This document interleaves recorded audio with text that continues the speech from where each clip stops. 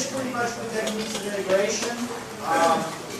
And you notice no clickers today because I had an issue with the laptop, so I can't do it today. Midterm is 2 weeks from tomorrow night. It will cover stuff that we haven't done yet. It'll cover through section 6.3, which we will definitely get to before the midterm. Is this on? I guess so. Just don't sound very loud to me. Okay. Do you hear me okay? You guys listen okay? Okay. What else? If you're having, I've been receiving increasing emails about, this is hard, I can't do it. If you can't do it, this is why we have office hours. There's a lot of help available. So the Math Learning Center is open quite a number of hours. It tends to be open something like 10 to 8, Monday through Thursday, and then also Fridays until about 3. The drawback of the Math Learning Center is it's drop-in, and so you get who you get, and sometimes you have to fight for help.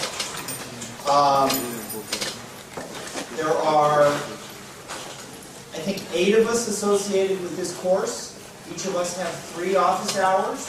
That makes 24 office hours. A number of them are in the Math Learning Center, but there's still quite a few that you can use, and you can also make appointments outside of office hours. I've seen exactly 2 people so far in this course for office hours. That's pretty bad out of 340. There's not 340 in this room, but still. You know, I don't mind if you don't come. I've got stuff to do, but I'm there in case you have questions. Anything else? I don't know. Any questions or issues people are having? No. Too early. Does that go along with academics? What does that mean? Like if you're having problems with other stuff?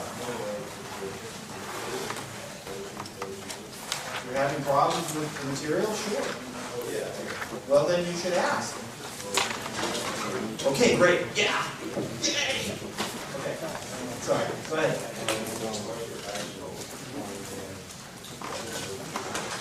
So the partial fractions and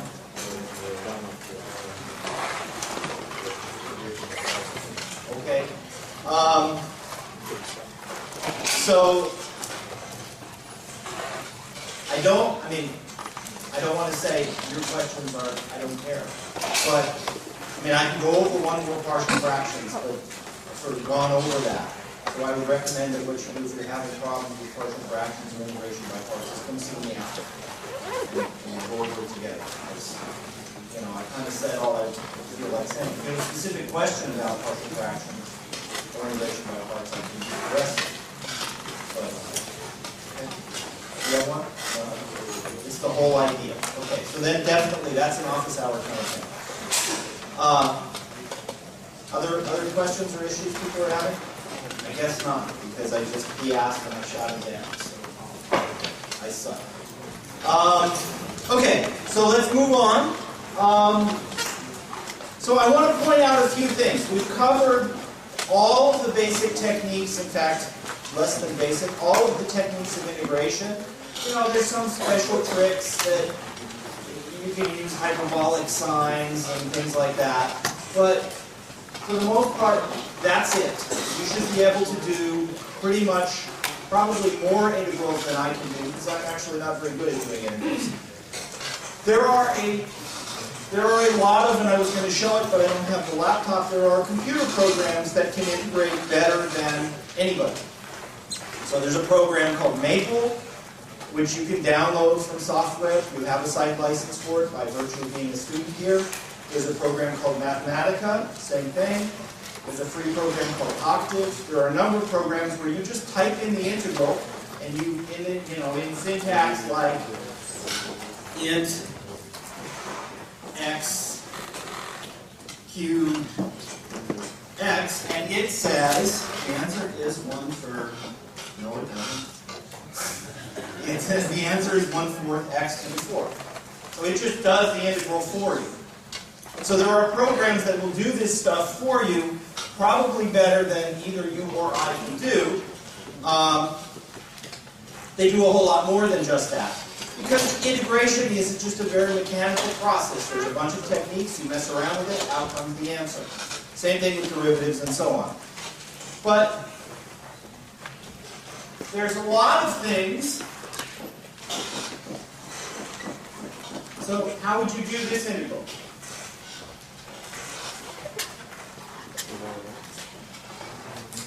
Include? Try parts. I would try parts too. It won't work. Then what?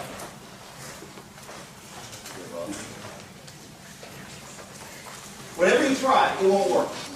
So this integral, or this integral, or let me get another one that doesn't have an e in it. How about that one? Well, this one sort of has an e in it. This integral, or get one with a sign. Sign in so we're nice and short. This integral, or this integral. None of these integrals, and hundreds of others, thousands, infinitely many others, none of these integrals have nice formula to express what they are. But they are well-defined functions. They make sense. They are real things. They represent actual quantities. So there's an area underneath the curves involved in all of these things. And so there's an integral here. But we just don't have the symbols to represent it. Now, sometimes if you need to use this, people will make up formulas. I think this one has, the special name SI. This one I know for sure is something. I think there's a 2pi here. Or maybe something like that. I always forget exactly how it goes. There's this thing called the error function. This guy. Forget about this name. This integral, let's look at that integral.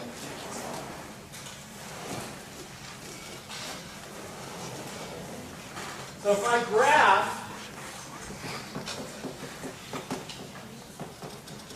this, it's a familiar thing. Does anybody know what the graph of this looks like? There's a negative here that I keep leaving off.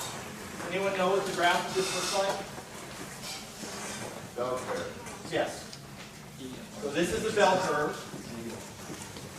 It looks like that. And it comes up all the time. And so this integral of e to the negative x squared dx, maybe with a 2pi and maybe with a half in there and stuff like that, shows up all the time, especially in statistics. If we want to know how much area there is between here and here, this tells us something about the probability of a normally distributed event occurring. This tells us the expected height of people, or the expected grade on a big exam, or something like that. All of these things. So this is something important that we need to be able to do. But we have no formula for it except calling it Earth, or something like that. We tabulate the values. So how does that work? The way that works is we remember that the integral of a function is, in fact, the limit as the number of things go to infinity, adding up.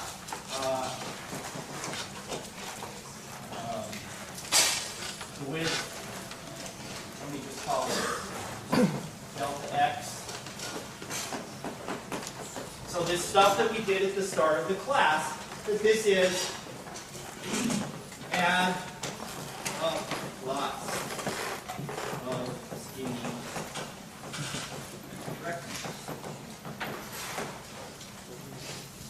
And so you can write a computer program to estimate this pretty easily. You can calculate this to whatever precision you want. If I want to know what is the integral from 0 to 1/2 of e to the minus x squared dx, this is a number. I don't know what it is off the top of my head, but I can calculate it to any precision I want. So I can calculate this to 1,000 digits if you want. And so what I want to talk about mostly today, it's not a hard topic, but it's something we need to cover, is how to do this, because this comes up a lot of times in applications. And some words get thrown around that maybe you've heard before, like Simpson's rule. How many people have heard of Simpson's rule? A couple. How many people have not heard of Simpson's rule? Most. Okay.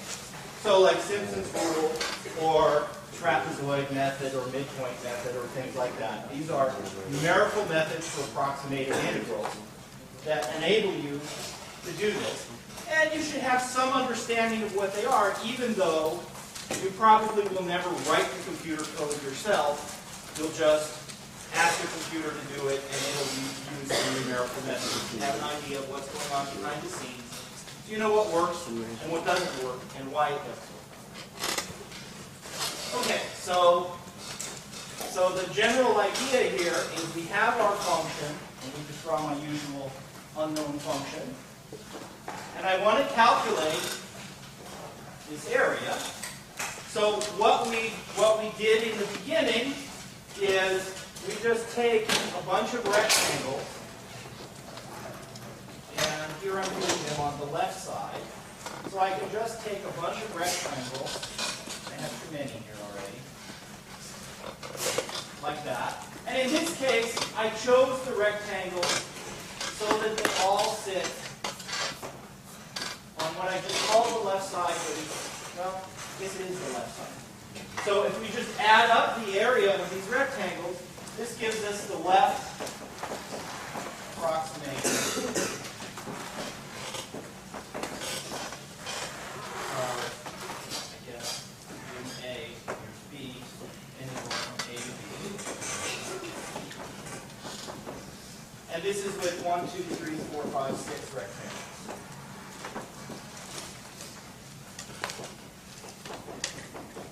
And that's, you can figure out, I think, pretty easily what that formula is. So that's one. Let me not do that because it's easy. Another thing I could do is I can make the right approximation. Let me just draw the same function, which would be slightly different. Here, I'm using guys on the right, 1, 2, 3, 4, 5, 6. So here's the right approximation.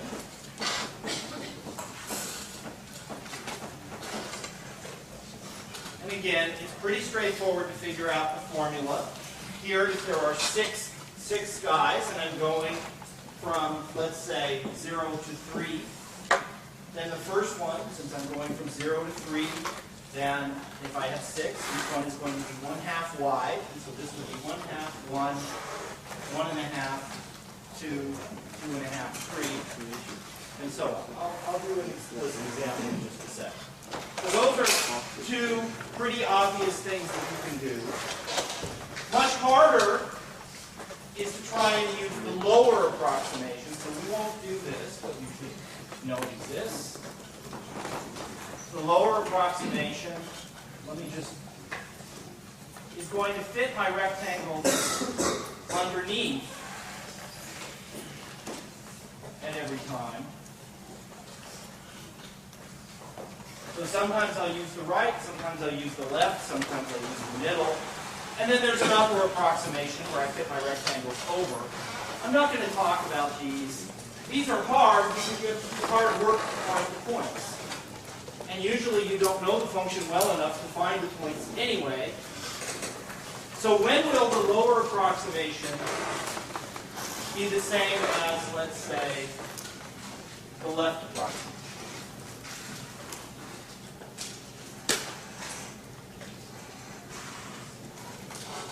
What's that? slope's always positive. Okay, so if the function is increasing, then the lower will be the same as the left. And if the function is decreasing, the lower will be the same as the right. And if the function has a max or a min, then the lower will be mixed. And the same about the other. I mean, reverse it for the other. Okay, so that's pretty straightforward. And rather than writing down a formula for this, because we already did these left approximations and right approximations in the first week of classes, let's talk about some slightly better ones. So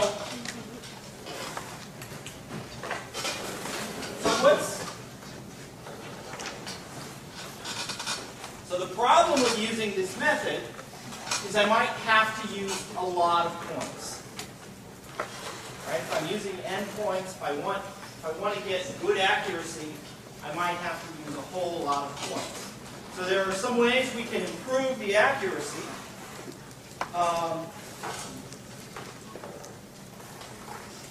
And so what is one, can anyone suggest what might be a better way to get a better, typically better accuracy without using more points?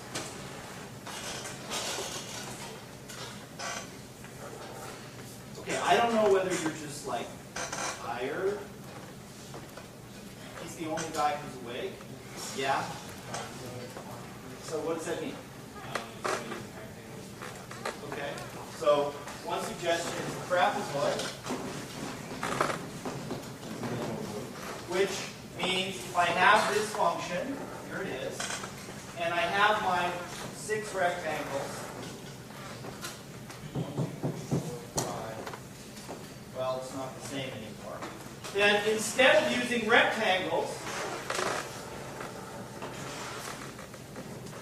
let the slopes on the tops, I don't know if you can see them, maybe I should make it curvier, just connect the dots. So here, I just connect the dots between the points. Now how can I write a formula? Well, how can I, so what is the area of a trapezoid?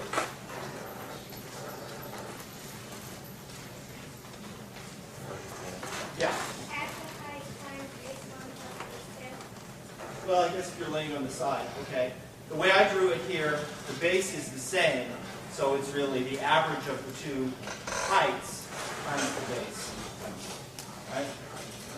So the area of something that looks like this, if this is my, well, let's just call this delta x for my base. Actually, let's call this x1 and x2, these 2 points. So in this case,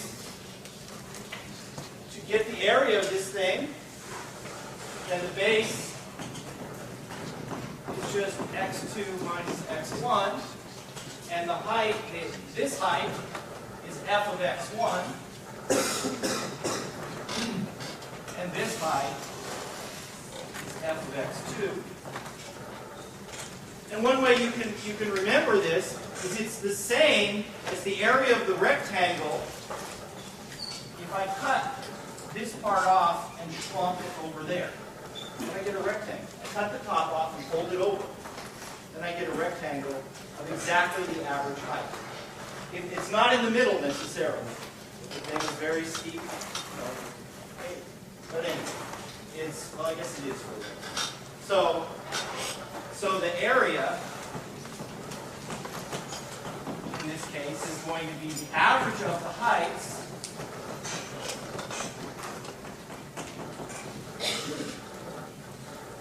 times the base.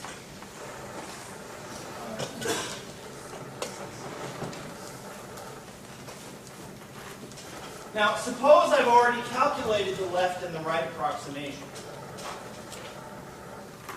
What does that tell me the trapezoid approximation is? It's just the average of the two.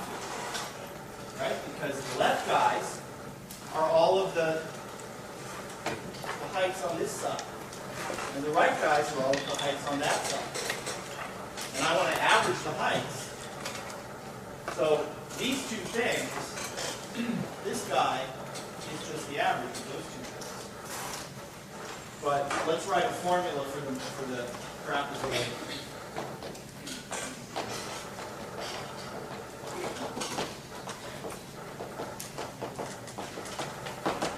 So suppose I'm going to use n rectangles, so I want to integrate from a to b f of x dx. Now, I don't recommend that you memorize these formulas because you'll forget them if you memorize them. Just draw the picture and look at the picture and figure it out. It only takes a minute if you know what's going on. So what we have to do here, well, the base is in everything, right? So we're just going to multiply by the base. So at every stage, I'm going to multiply by the width of my rectangle. So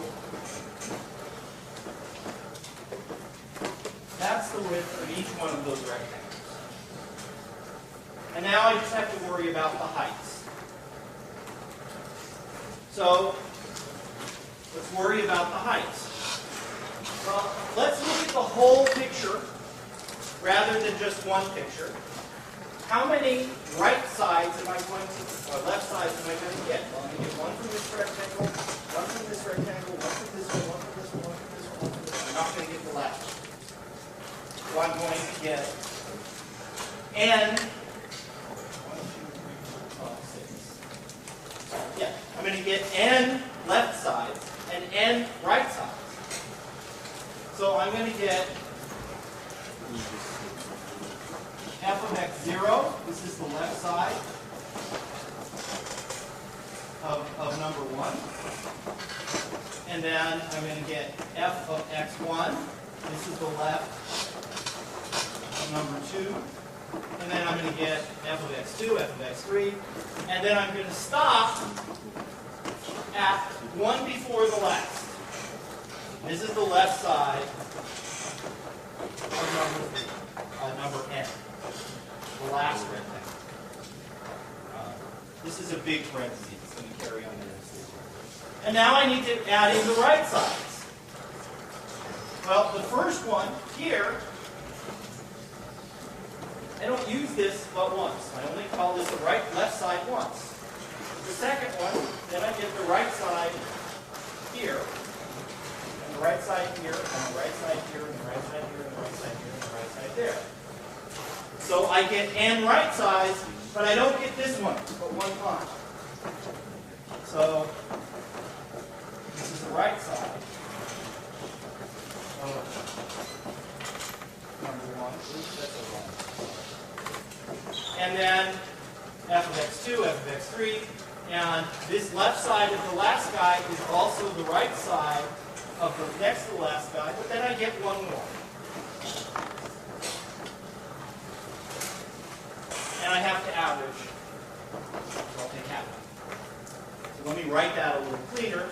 Notice that here I get 2, here I get 2, everybody I get 2, except the first and the last.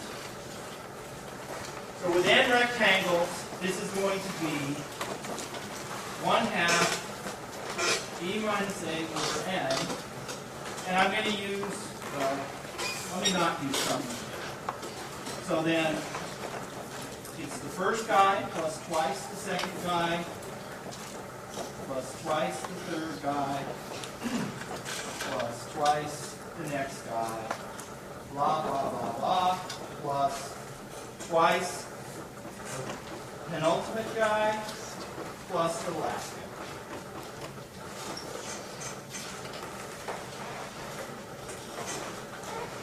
Right? So that's a pretty easy formula.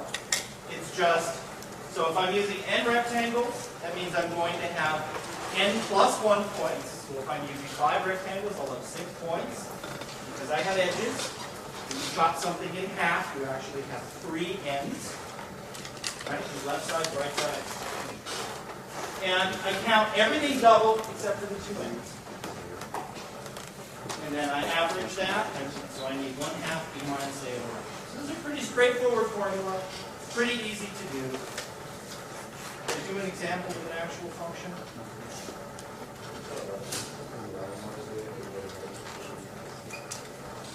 Here, f of xn.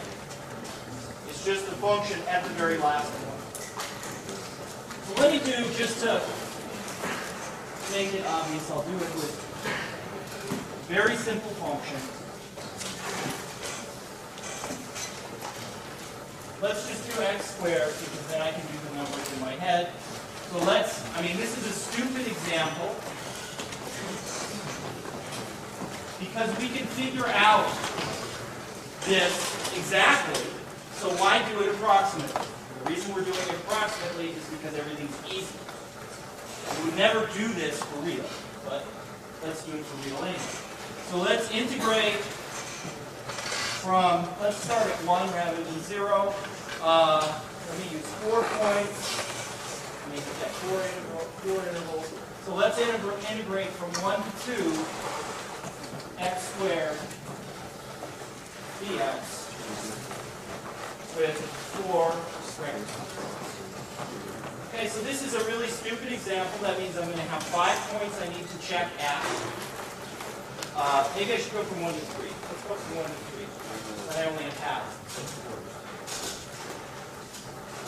Okay, and I'm going to use the trapezoid method. So this would be T4 is the usual notation. And this is going to be 1/2. The width of the whole interval is 3 minus 1 is 2. But I'm doing 4 rectangles, so it's another half. We write it as 3 minus 1 over 4. So that's half. And then the points that I'm doing it on, let me draw the picture, I guess. Well, okay. I'm starting here at 1, and I'm doing 4 rectangles. I'm going out to 3. So 2's in the middle, and 1.5, and 2.5. My function was making that. So those are my trapezoids that I'm doing. And so I just compute f of 1, so that's 1 squared, plus twice f of 2, that's 3/2 squared, plus twice f of 2, which is 2 squared, plus twice 5/2 squared, plus, now the last guy only gets in once, so that's 3 squared. So this is 1/2 times 1/2 times 1 plus, so that's 9 over 4 times 2, 9/2. And this is 4 times 2 is 8. And this is 25 over 4 times 2, so that's 25 over 2. And that's 9. Which is some number. I don't know. 18 plus 30 plus 17. 18 plus 17 is 35. So this is 35 over 4. Right there. I'm not sure, because I don't think so. I get 35 over 4 for this. Yeah.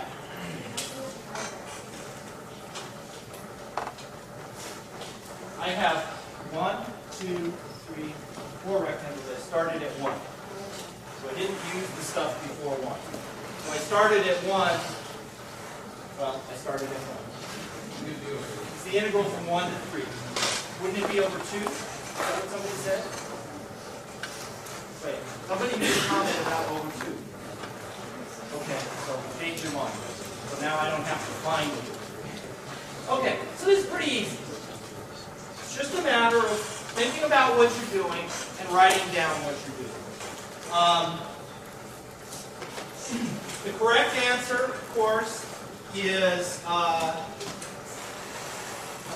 x cubed over 3 evaluated from 1 to 3 is 27 over 3 minus a third is 26 over 3, which is some number. I don't even know what that is. It's a number.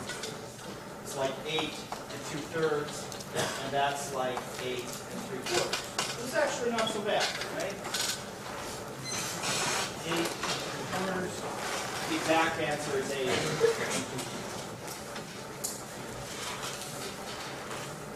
So with 4 rectangles, I can sort of get ballpark. With 400 rectangles, I can get really close. Let me not do the example, but another thing you could do here instead of doing trapezoids,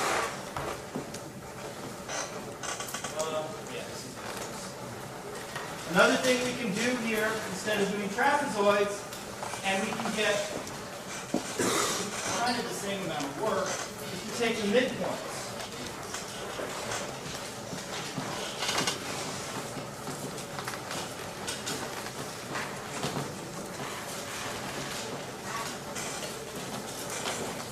So, again, think of the same picture. So actually, let me just do it. So I'm doing the same integral.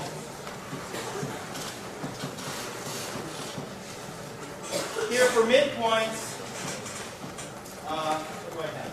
Range 4.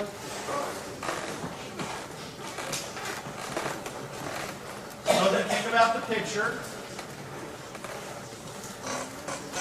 I'm going from here to here, 1 to 3, and then chop it into 4 bits. I have 4 midpoints. The numbers are a little ookier because I have these same intervals, 1, 1.5, 2, 2.5. And the points that I want are the middles of those points. So I can also, I'm not going to do it all out. So again, it will be 2/4. That's the width of the rectangle. Each of them is 1/2. Goes from 1 to 3. I have 4 of them. Times. And now I want to do the function evaluated here at the first middle. So the first middle is halfway between 1 and 3/2, which is 1.25, or 1.25. And then the next one will be at halfway between 1 1/4, between 1.5 and 2, which is 1 3/4. And then the next one will be halfway between 2 and 2.5. So that'll be a 2.25. And then the last one will be between 2.5 and 3, so that's 2.75. So I square up all of those numbers, and I divide by 1/2, and that gives me my midpoint approximation. Also, pretty easy.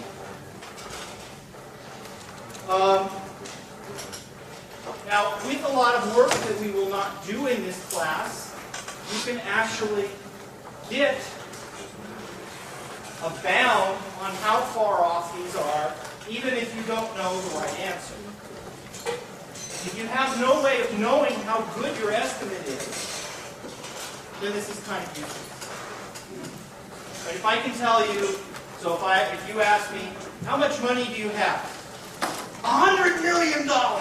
That's my estimate! Well, I don't know, maybe I'm only off by 999,999,000. That tells you like nothing. Maybe I only have $1. That's an estimate, but it's a useless one because the error is so big. We have no way of knowing what the error is, and the estimate is useless. So we can, not in this class, but in a numerical analysis class, or if you really want to work hard, we can figure out what the error is in these cases.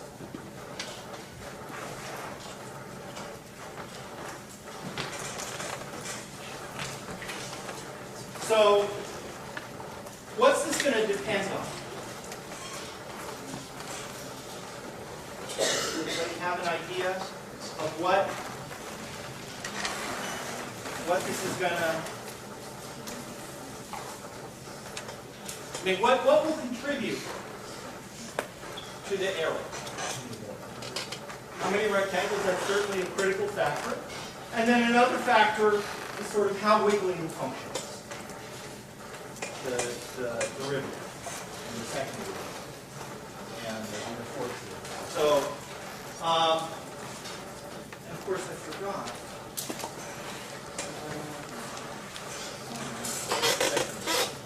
So here,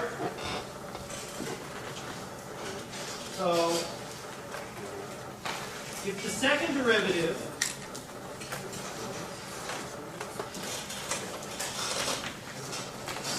is less than in absolute value some number k,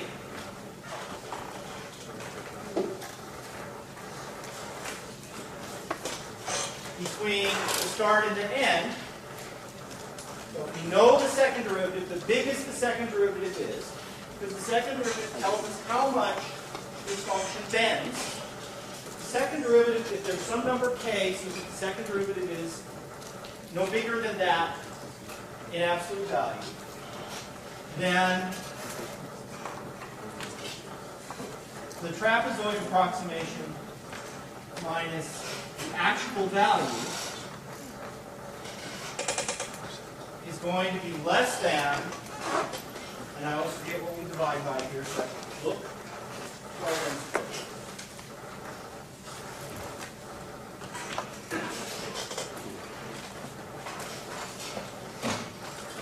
And this is q squared.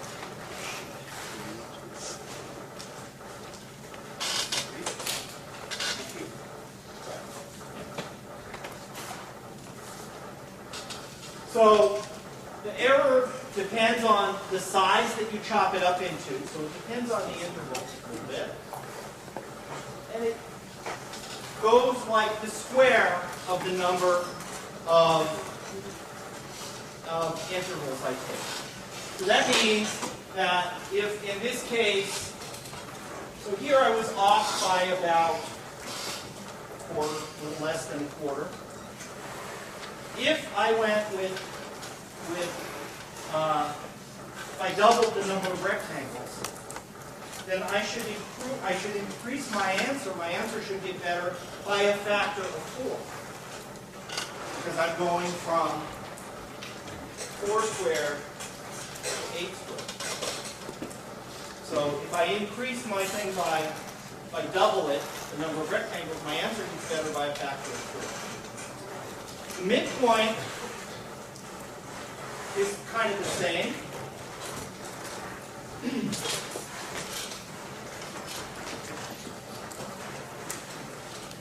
If the second derivative is bounded by k on the interval, then the midpoint approximation is, I didn't leave enough room, did I? Less than or equal to the same constant e minus a cubed, but here it's 24 m squared. So the midpoint is a little better, but it doesn't really buy you much. The error in the midpoint is about half of what the error in the trapezoid rule is, but increasing n is way better. Yeah. K is the same k. It's bound on the second derivative. The second derivative is less than k on the whole interval. K depends on the function. So in this case, the second derivative, well, x is, the derivative of x is 2x. The derivative of 2x is 2. So in this case, k is 2. If I'm doing a sine, then the derivative is the second derivative of the sine, which is again the sine. It's never bigger than 1 in absolute value. But if I'm doing a very bendy function, if I'm doing e to the x, the second derivative should be pretty big. E to the x.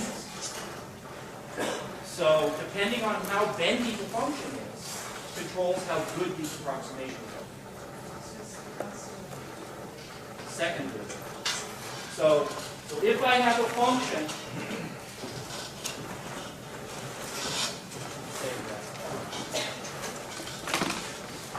And that makes some amount of sense, because if my function goes like this, on top of my rectangle, the second derivative is very big on top of my rectangle, so my rectangle is going to be a terrible approximation.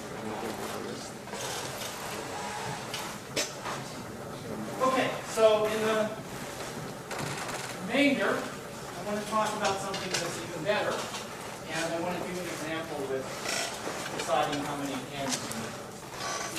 So Simpson's rule, which I'm not going to have time to derive, you can read it if you want.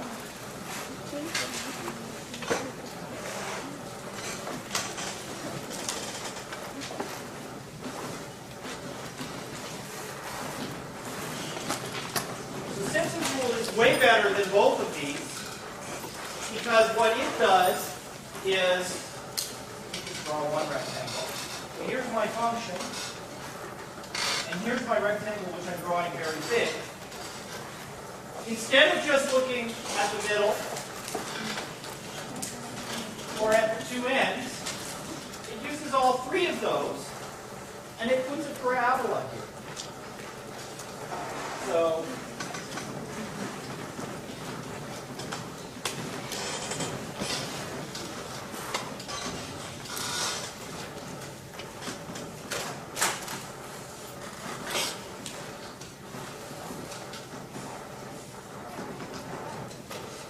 what Simpson's rule does is, instead of using a straight line like the trapezoid, or sort of an average rectangle like the midpoint rule, is it puts a parabola through the 3 points that go through the two ends in the middle. So that means that, you almost can't even see the difference in most cases. It's very hard for me to draw a function, unless it's a horrible wiggly thing, that doesn't look a lot like a parabola on a small piece. Right? It isn't a parabola. The vertex doesn't have to be in the middle. The vertex, in this case, is over here. So it's whatever parabola goes through those 3 points. So just like you know that 2 points determine a line, 3 points determine a parabola. And I don't have time to go through all the algebra, and you'll all fall asleep anyway. It is in the book if you want to read it. But it turns out that this is just a kind of a special average between the trapezoid and the midpoint. The pattern is 1, 4, 2, 4, 2, 4, 2, 1. So what does that mean? So if we look at this, then now we think about, let me put some more rectangles here with parabolas on them.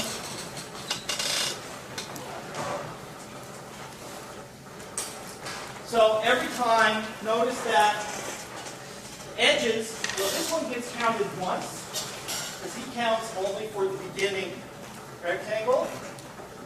And this guy gets counted twice, because he counts from this side and from this side. And this guy gets counted twice. And so on. And the last guy gets only counted once.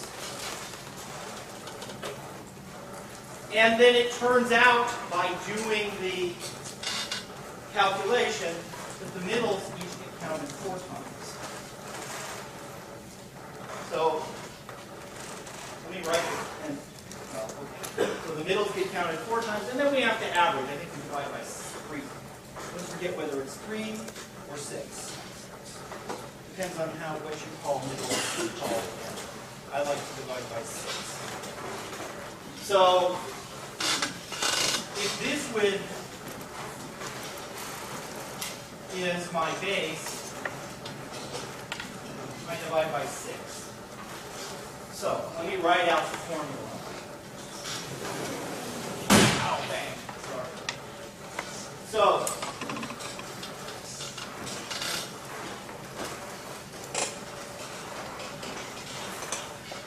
that means it's just about, right, let me write it.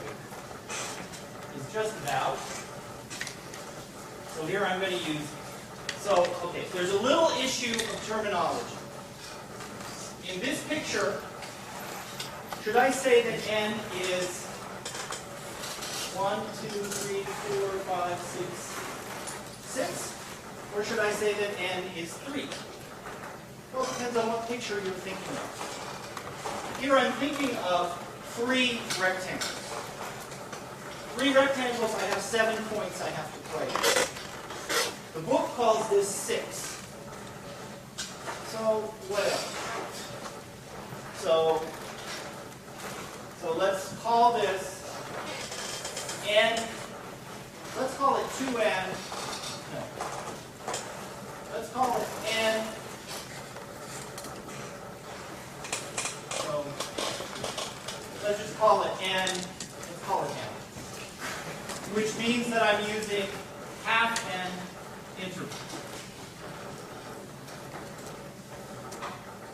So there's a little issue of what you want to call n. How many parabolas you're fitting, or how many points you're using. The way the book uses it is they call it n is the number of points, and I tend to prefer to call it the number of intervals. So let's do n to be the same as in the book, the number of points. So there's a homework problem that you don't have yet, and it is broken. Okay, so if n, so it's n plus 1 points, which is n over 2 intervals. So that means that this little width here is b minus a over n. That's the half width, right? And instead of doing an average with a half, kind of because I have 3 points, I do an average with a third. But then the averaging I do is kind of funny. I take the first point once, then I take 4 times the second point, x1, that's a middle. Then I take twice of the third point, which is x2.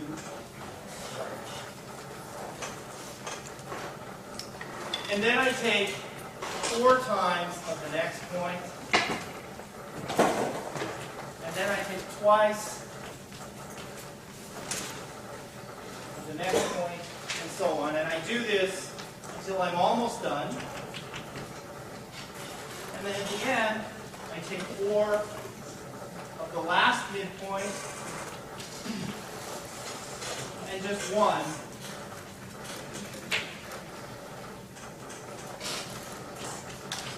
the very last one.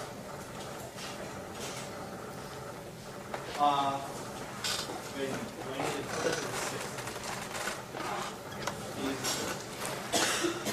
Okay, so this is kind of a funny average. It's a weighted sum. The middle counts more than the edges. The middle counts double the edges. And the edges. So the pattern is 1, 4, 2, 4, 2, 4, 2, 4, 2, 4, 1. And if you do the little calculation, which I'm not going to do, you can see that this actually finds you the very best parameters. This 2 comes because I'm counting this point twice, because it's 4. So let me, yeah. How do we find the low number? I have 3 points that I'm averaging instead of 1. So instead of being a half, it's a third. But it's a funny average because, I'm waiting for it. I better have gotten it right. Yes. So let me do x squared again. Just to switch. I don't know. So n has to be even. I'll do n equals 4. Well, n equals 4 isn't enough to see the pattern.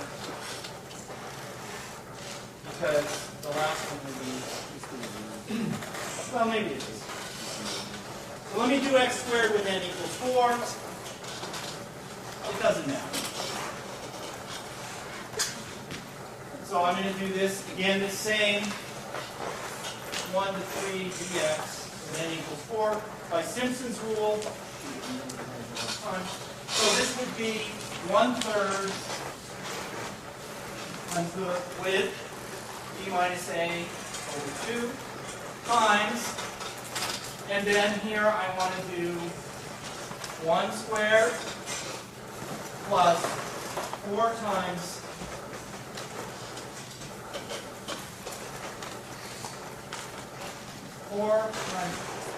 3/2 squared plus 2 times 2 squared plus 4 times 5/2 squared. Wait a minute, I'm going to 3? Yes. Plus 3 squared. So that's what I would do on Simpson's rule. Again, notice the pattern 1, 4, 2, 4, 1.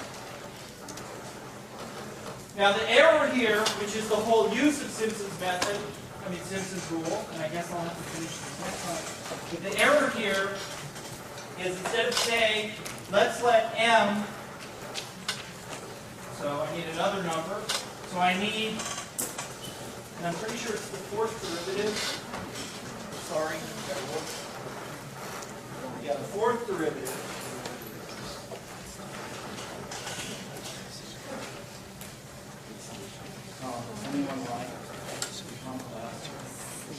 So there's some number that the 4th derivative is less than m on the whole thing. Then the error of Simpson's method is going to be less than the error of Simpson's method. So Simpson's method, right, minus the integral.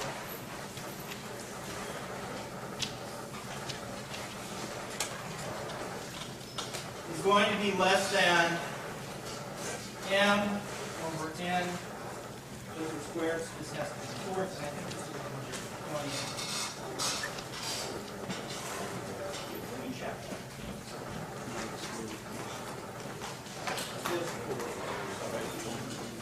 So, the important thing about Simpson's rule is that the error goes down like n to the 4th. So doing a little more work gives you a huge increase. So don't memorize these formula. And you can memorize the patterns. I will not ask you to memorize these error formulas on the exam. I may ask you to use them. I won't ask you to memorize them. And I guess it's not 100%. So I will do one more example of this at the start of the next class, and then move on to the next.